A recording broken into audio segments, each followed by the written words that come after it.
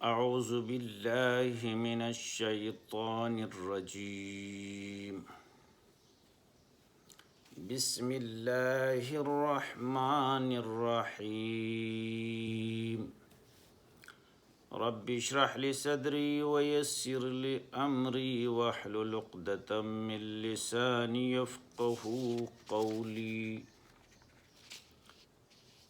محترم سامعین و ناظرین، آج سورہ یاسین کے آیات 76 سے ترجمہ اور مختصر تفسیر کے ساتھ آپ کو بتا دیں گے جتنا ہو سکے۔ آئیے آیات نمبر 76 تلاوت اور ترجمہ اور مختصر تفسیر۔ فلا يحزنك قولهم إنا نعلم ما يسرون وما يعلنون۔ اے پیغمبر، آپ غمگین مت ہو جائیے ان کی بات سے، ہم جانتے ہیں جو وہ چھپاتے ہیں اور جو ظاہر کرتے ہیں۔ ایک بار ترجمہ پھر سن لیجئے۔ اے پیغمبر صلی اللہ علیہ وسلم، آپ ان کی باتوں سے غمگین مت ہو جائیے، ہم جانتے ہیں ان کے جو چھپاتے ہیں اور جو ظاہر کرتے ہیں۔ مشرکین مکہ نبی کریم صلی اللہ علیہ وسلم کو کبھی کاہن، کبھی آپ صلی اللہ علیہ وسلم کو جادوگر، اور کبھی یہ کہ جو کچھ پیش کر رہا ہے خود ساختہ، کبھی آپ کو شاعر کہا کرتے تھے۔ یقیناً تقاضۂ بشریت کی وجہ سے دل کو تو برا لگ جاتا تھا، اور آپ غمگین ہو جاتے تھے کہ دیکھو میں اتنے محنت ان لوگوں کے لیے کر رہا ہوں بغیر کسی معاوضے کے، پھر بھی یہ لوگ مجھے اس طرح کی باتیں سنا رہے ہیں۔ لیکن ایک بات یہ تھی کہ وہ خود مشرکین جانتے تھے جو ہم کر رہے ہیں یہ جھوٹ ہے، غلط ہے، اور جو پیغمبر علیہ السلام محمد عربی کہتا ہے وہ سب کے سب درست ہے۔ اپنے دل سے بھی کہتے تھے اور اپنی لوگوں کے مجلس میں بھی کہا کرتے تھے۔ اس لیے اللہ نے فرمایا میں ان کے ظاہر کو بھی جانتا ہوں اور ان کے خفیہ کو بھی میں جانتا ہوں، لیکن آپ ان کی باتوں سے ہرگز غمگین نہ ہونا۔ یہ باتیں سابقہ انبیاء کے ساتھ بھی ہوا کرتے تھے، آپ کو تسلی دیا جا رہا ہے۔ آیات 77۔ اولم یر الانسان انا خلقناہ من نطفۃ فاذا هو خصیم مبین۔ کیا انسان دیکھتا نہیں کہ ہم نے اس کو پیدا کیا ہے ایک قطرے سے، تب ہی وہ ہو گیا جگڑنے والا، صریح جگڑنے والا۔ ترجمہ ایک بار پھر سن لیجئے۔ کیا انسان دیکھتا نہیں کہ ہم نے اس کو پیدا کیا ہے ایک قطرے سے، پھر تب وہ ہو گیا صریح جگڑالو۔ یہ تو آیات کا ترجمہ ہے۔ اب آیات کا مفہوم ذہن میں رکھیے۔ مفسرین لکھتے ہیں کہ سورہ یاسین کی یہ آخری 5 آیتیں ہیں جو یہاں سے شروع ہو کر آخر تک، 76 سے شروع ہو کر 77 سے، یہ ایک خاص واقعے کے تحت نازل ہوئی ہیں۔ اب اس واقعے کے بارے میں مختلف روایات ہیں۔ ایک روایت یہ ہے ابی بن خلف کی طرف منسوب کیا جا رہا ہے اس واقعے کو، اور بعض اس واقعے کو عاص بن وائل کی طرف منسوب کرتے ہیں۔ ہو سکتا ہے یہ دونوں ہی ہو۔ تو فرماتے ہیں کہ عاص بن وائل یا ابی بن خلف بطحائے مکہ سے ایک بوسیدہ ہڈی اٹھا لائی، انسان کا بوسیدہ ہڈی اٹھا لائی اور اس کو اپنے ہاتھ سے مل دیا، توڑ کر ریزہ ریزہ کیا، بلکہ ایک روایت یہ بھی ہے کہ ریزہ ریزہ کر کے اس کو ہوا میں اڑا دیا۔ پھر رسول اللہ صلی اللہ علیہ وسلم سے کہا اس شخص نے، کیا اللہ اس ہڈی کو زندہ کرے گا جس کا حال یہ دیکھ رہے ہو؟ رسول اللہ صلی اللہ علیہ وسلم نے فرمایا، ہاں، اللہ تعالیٰ تجھے موت دے گا، پھر زندہ کرے گا، پھر تجھ کو جہنم میں داخل کرے گا۔ جواباً یہ فرمایا۔ آگے ایک لفظ اس میں استعمال ہوا ہے، خصیم مبین، صریح جگڑالو، واضح جگڑالو۔ مقصد یہ کہ یہ ایک نطفہ حقیر سے اللہ نے اس کو پیدا کیا ہے۔ انسان کیسے کھل کر اب مقابلے کے لیے آنے لگتا ہے، اللہ کی قدرت کا انکار کر رہا ہے، دوبارہ تخلیق دینے کا وہ انکار کر رہا ہے، قسم قسم باتیں پیش کر رہا ہے۔ کتنا جگڑالو ہوا ہے، قرآن اس کو اس طرح بیان کرتا ہے کہ خصیم و مبین۔ اگلا آیات 78، وَضَرَبَ لَنَا مَثَلًا وَنَسِيَ خَلْقَهُ قَالَ مَنْ يُحْيِي الْعِظَامَ وَهِيَ رَمِيمٌ۔ وَضَرَبَ لَنَا مَثَلًا، وہ ایک مثل ہم پر بیان کرتا ہے، بتاتا ہے، اور اپنی پیدائش کو بھول چکا ہے، اور کہتا ہے، من یحیی العظام، کون زندہ کرے گا ان ہڈیوں کو، وہی رمیم، جبکہ وہ مٹی مٹی ہو جائیں گے یا کھوکھلے ہو جائیں گے۔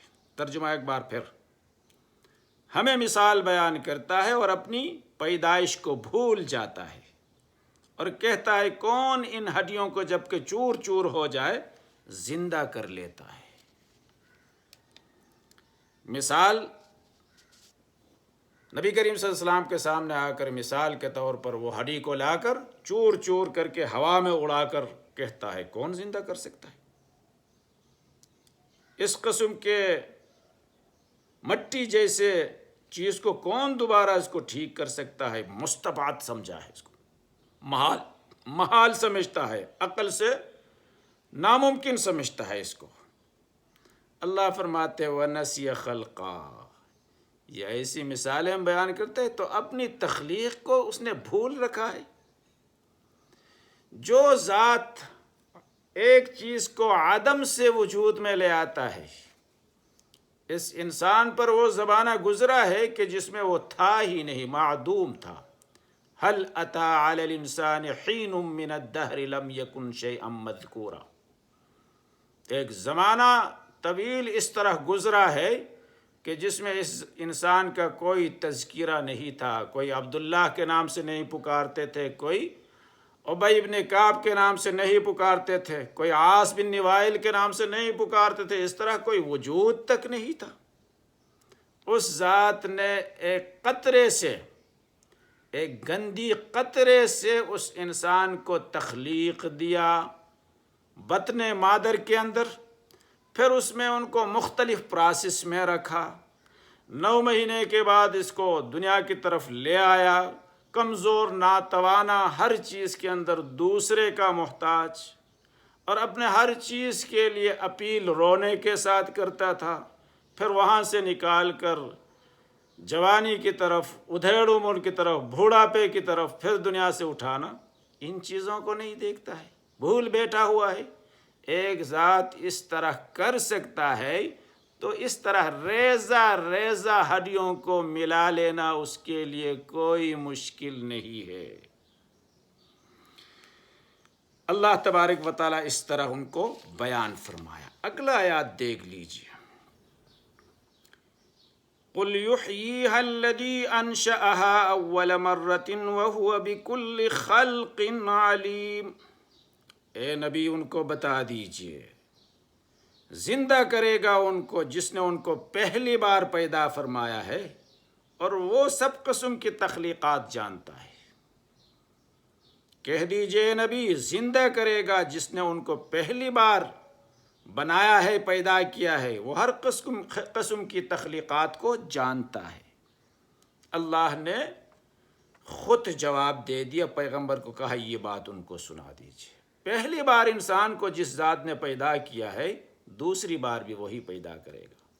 معمولی عقل والا بھی یہ سمجھ سکتا ہے ایک چیز کو پہلی بار بنانا مشکل ہوتا ہے، ایک مرتبہ بنا کر پھر اس کو معدوم کر کے پھر دوبارہ اسی نقشے پر اس کو بنانا کوئی مشکل نہیں ہوتا ہے، تجربہ حاصل ہوتا ہے۔ لیکن یہ میرے اور آپ کے عقل کے مطابق یہ بات ہے، لیکن اللہ کے لیے بے نقشہ کسی کو بنانا کوئی مشکل کام نہیں ہے۔ اس کو ہر قسم کی تخلیق کا علم ہے۔ ذرات کو جمع کرنا، ہوا میں اڑے ہوئے ذرات کو لانا، دریا میں بہے ہوئے ذرات کو لانا اس کے لیے کوئی مشکل نہیں۔ اگلا آیات دیکھ لیجئے، الذی جعل لکم من الشجر الاخضر نارا فاذا انتم منہ توقدون، اللہ وہ ذات ہے جس نے بنا دی تم کو سبز درخت سے آگ، پیدا کر لیا تمہارے لیے سبز درخت سے آگ، پھر تم اس سے سلگاتے ہو یا سلج جاتے ہو۔ ایک بار ترجمہ پھر، جس نے بنا دیا تم کو سبز درخت سے آگ، پھر اب تم اس سے سلگاتے ہو، جلاتے ہو۔ مطلب یہ کہ ایک اور مثال بیان کیا، عرب میں دو درخت معروف تھے، ایک کو مرخ دوسرے کو غفار کہا جاتا ہے۔ عرب کے لوگ ان دونوں درختوں کی دو شاخیں مسواک کے برابر کاٹ لیتے تھے، جو بالکل ہری تازہ پانی سے بری ہوئی ہوتی تھی، سبز، ایک کو دوسرے پر رگڑنے سے آگ پیدا ہو جاتی تھی۔ ہرے درخت سے آگ پیدا کرنے میں اسی طرف اشارہ ہے۔ اگر درختوں کے آخری انجام کو دیکھا جائے تو ہر درخت شروع میں ہرا بھرا ہونے کے بعد آخر میں خشک ہو کر آگ کا ذریعہ بنتا ہے۔ شروع میں ہرا بھرا اور آخر میں وہ آگ کا ذریعہ بنتا ہے۔ اسی طرح ہر درخت بھی اس کا مصداق ہو سکتا ہے۔ تو انسان بھی اگر شروع میں پیدا ہونے کے بعد مرنے کے بعد ہڈی ہڈی ہو جائے، چور چور ہو جائے، پھر اس کی دوبارہ اسی طرح واپس لانا اس ذات کے لیے کوئی مشکل نہیں۔ قرآن کے ایک مقام میں یہ بھی فرمایا، فرأیتم النار التی تورون انتم انشأتم شجرتها ام نحن المنشئون، یعنی کیا تم اس آگ کو نہیں دیکھتے جس کو تم سلگا کر اپنے کام میں لیتے ہو، کام اٹھاتے ہو، پکانے کا کام، اس سے فائدہ ہیٹ کا کام۔ اس آگ سے شعلہ بننے والے درخت کو تم نے پیدا کیا یا ہم نے؟ اس بات کو تو ماننا پڑے گا، لیکن چونکہ جو شجر، جس شجر اخضر کا بیان کیا گیا، اخضر اس کی صفت بیان ہوئی ہے، اس سے یہاں ظاہری وہی دو درخت مراد ہے جس کو مزح اور غفار کے نام سے یاد کیے جاتے تھے۔ اگلے آیات میں اللہ تبارک و تعالیٰ فرماتے ہیں، وَلَيْسَ الَّذِي خَلَقَ السَّمَاوَاتِ وَالْأَرْضَ بِقَادِرٍ عَلَىٰ أَن يَخْلُقَ مِثْلَهُم بَلَىٰ وَهُوَ الْخَلَّاقُ الْعَلِيمُ، کیا جس نے بنایا آسمان اور زمین نہیں بنا سکتا ہے ان جیسے؟ کیوں نہیں؟ وہی ہے اصل بنانے والا، سب کچھ جاننے والا۔ آیات کا ایک مرتبہ پھر ترجمہ، کیا جس نے بنایا آسمان اور زمین نہیں بنا سکتا ہے ان جیسے؟ کیوں نہیں؟ اور وہی ہے اصل بنانے والا، سب کچھ جاننے والا۔ اب دیکھو آپ کے سامنے تخلیق سماوات، تخلیق ارضیات، 7 آسمان اور 7 زمینوں کی تخلیقات، جو جس ذات یہ کیا ہے اس ذات کے لیے انسان کو اس جیسا پھر دوبارہ بنانا، تخلیق کرنا کوئی مشکل ہوتا ہے؟ آسمان کو بغیر ستون بنا رکھا ہے، زمین کو بغیر کسی طریقے سے بنا رکھا ہے، جس سے مختلف فوائد تم اٹھاتے رہتے ہو، ان کو دیکھ کر عقل دھنگ رہ جاتا ہے۔ تو ایسا ذات ایک چیز ریزہ ریزہ ہونے کے بعد اس کو ازسری نو بنانا اس کے لیے کیا مشکل ہوتا ہے؟ عقل بھی اس بات کے تقاضے کرتا ہے۔ ہر قسم کی تخلیقات اس کے لیے آسان ہے۔ انما امرہ اذا اراد شیئا ان یقول له کن فیکون۔ اس کا حکم یہی ہے، جب کرنا چاہے کسی چیز کو تو کہے اس کو ہو، وہ اسی وقت ہو جائے۔ ترجمہ ایک بار پھر، اس کا حکم یہی ہے کہ جس کو کرنا چاہے کسی چیز کو تو کہے اس کو ہو جاؤ، تو وہی اسی وقت ہو جائے۔ اس میں یہ بتایا جا رہا ہے کہ دیکھو، انسان کو تدبیر، میٹیریل جمع کرنا، معاون حاصل کرنا، نقشہ بنانا، انجینئر کی مدد حاصل کرنا، معمار کی مدد حاصل کرنا، یہ سارے ضروریات انسان کے لیے ہوتے ہیں۔ انسان کسی کام کو کرنا چاہے، کسی عمارت کو بنانا چاہے، کوئی کام کرنا چاہے، تو اس قسم کی تدابیر کی انسان کو ضرورت ہے۔ لیکن اللہ تبارک و تعالیٰ وہ ذات ہے جس کو اس قسم کی چیزوں کی ہرگز ضرورت نہیں، ان تمام چیزوں سے مبرہ ہے۔ کسی چیز کو وجود دینا چاہے تو لفظ کن سے وہ چیز موجود ہو جاتا ہے، تخلیق ہوتی ہے۔